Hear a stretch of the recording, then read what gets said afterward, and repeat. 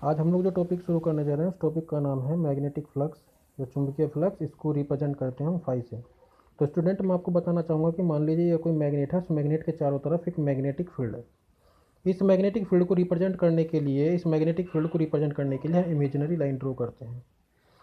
ठीक है, ये इमेजिनरी लाइन हमारी क्या कहलाती है? चुंबकीय बल रेखाएं भी कहलाती हैं। मैं ऑलरेडी पहले बता चुका हूँ इसके बारे में। किसी मैग्नेट के चारों ओर जो मैग्नेटिक फील्ड है, उस मैग्नेटिक फील्ड में जितनी number of magnetic line of force होंगी, चुंबकीय बल रेखाएं होंगी, किसी चुंबक के चारों तरफ का जो मैग्नेटिक फील्ड है, उस मैग्नेटिक फील्ड में जितनी लाइन ऑफ फोर्स होंगी वो हमारी क्या कहलाता है? फ्लक्स कहलाता है। Total number of line of force exist in a particular magnetic field is called flux. इसको फाई से रिप्रेजेंट करते हैं। इसकी यूनिट वेबर होती है और एक वेबर बराबर होता है 10⁸ लाइन ऑफ फोर्स। या आप ये भी कह सकते हैं कि किसी मैग्नेटिक फील्ड में जो फोर्स लाइन है, किसी मैग्नेटिक फील्ड के चारों तरफ जो ये फोर्स लाइन है, इन फोर्स लाइन के परपेंडिकुलर एरिया, इस एरिया यानी कि प्रति मीटर स्क्वायर मैग्नेटिक, किसी चुंबक के चारों ओर के मैग्नेटिक फील्ड में जो मैग्नेटिक लाइन ऑफ फोर्स है, उनके परपेंडिकुलर प्रति मीटर स्क्वायर क्षेत्रफल में से, इस क्षेत्रफल में से गुजरने वाली बल रेखाओं की संख्या को हम क्या कह रहे हैं? फ्लक्स कह रहे हैं। मैंने आपको बताया फाई से रिप्रेजेंट यूनिट वेबर होती है, इतना होता है। अब आ जाती है फ्लक्स डेंसिटी की। चुंबकीय क्षेत्र, फ्लक्स डेंसिटी कहते हैं। किसी चुंबकीय क्षेत्र में क्षेत्र के लंबवत, मान लीजिए कोई हमारा मैग्नेटिक फील्ड है, चुंबक के चारों ओर का मैग्नेटिक फील्ड है, क्षेत्र के लंबवत पर यूनिट एरिया, मान लीजिए ये कोई हमारे पास कोई क्षेत्रफल था, इस क्षेत्रफल का भी पर यूनिट है, उसका भी एक क्रॉस सेक्शनल एरिया हमने निकाल लिया। उस क्रॉस सेक्शनल एरिया में से गुजरने वाली बल रेखाओं की संख्या को, किसी मैग्नेट के मैग्नेटिक फील्ड में पर यूनिट एरिया में से गुजरने वाली बल रेखाओं की संख्या को फ्लक्स डेंसिटी कहते हैं और उसको रिप्रेजेंट करते हैं हम बी से।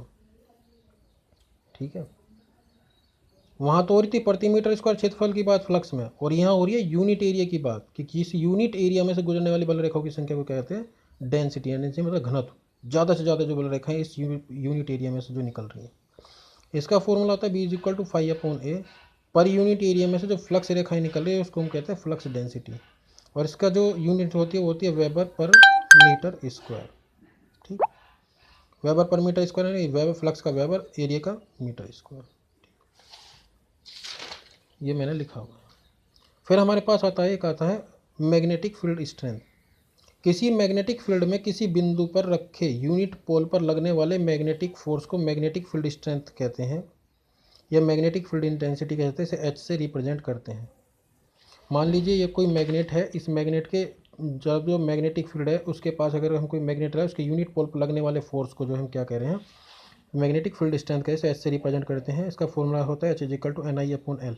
यूनिट होती है ampere turn per metre. Current की एम्पियर, जो फेरे होता है उसको टर्न्स, अपॉन लेंथ की होती है metre, ampere turn per metre.